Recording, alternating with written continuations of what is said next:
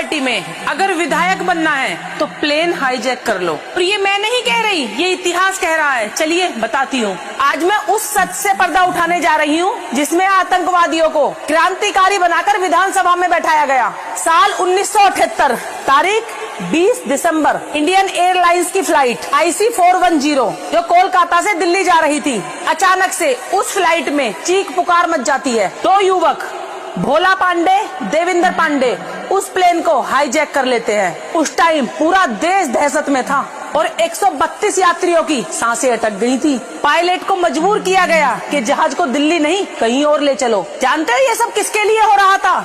सिर्फ एक परिवार की भक्ति के लिए, क्योंकि उस वक्त इंदिरा गांधी जेल में थी और इन भक्तों को देश की सुरक्षा से ज्यादा अपने नेता की रिहाई की फिक्र थी। प्लेन को वाराणसी के एयरपोर्ट पे उतारा गया। घंटों तक हाई वोल्टेज ड्रामा चला। पूरे सिस्टम को घुटनों पे ला दिया गया था और मांग क्या थी?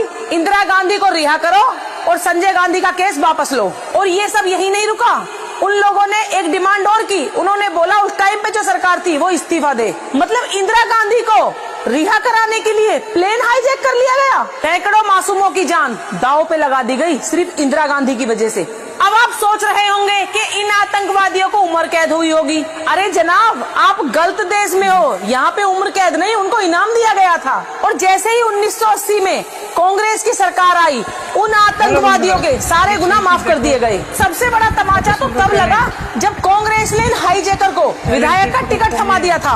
लोग कल तक कानून तोड़ रहे थे, वो विधानसभा में बैठकर कानून बनाने लगे। उसके बाद भोला पांडे विधायक बन गए और बार बार चुनाव लड़ते रहे। ये है इन लोगों का असली चेहरा। ये वो लोग हैं जिन्होंने राजनीति का अपराधीकरण उस दौर में शुरू किया जब लोग इन्हें पवित्र मानते थे। अगर आज कोई सड़क जाम कर दे तो उसे तुरंत जेल भेज दिया जाता है, लेकिन इनके लिए तो प्लेन हाईजैक करना भी पार्टी की सेवा थी। शर्म आती है सोचकर, जिन कुर्सियों पर महान पुरुष बैठते थे वहाँ पे प्लेन के हाईजैकर्स को बैठाया गया। तो अगली बार जब ये कांग्रेस वाले संविधान को बचाने की बात करें तो इनसे एक बात जरूर पूछना, क्या संविधान में प्लेन हाईजैक करने वाले को विधायक बनाया जाता है? ये कहानी सिर्फ 2 हाईजैकर की नहीं है, बल्कि ये उस सोच की कहानी है जिसने हमको सिखाया कि अगर आप कांग्रेस के वफादार हो तो कानून आपके जूते की नोक पर है।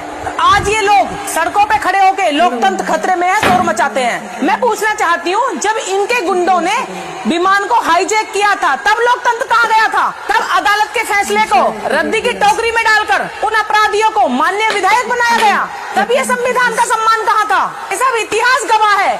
जो लोग सत्ता के लिए हाईजैक कर सकते हैं विमान को, वो इस देश के भविष्य के साथ क्या क्या हाईजैक कर चुके होंगे इसका अंदाजा लगाना भी मुश्किल है। दोस्तों, मैं आप लोगों से ही पूछना चाहती हूँ, क्या आपको इस घटना का पता था?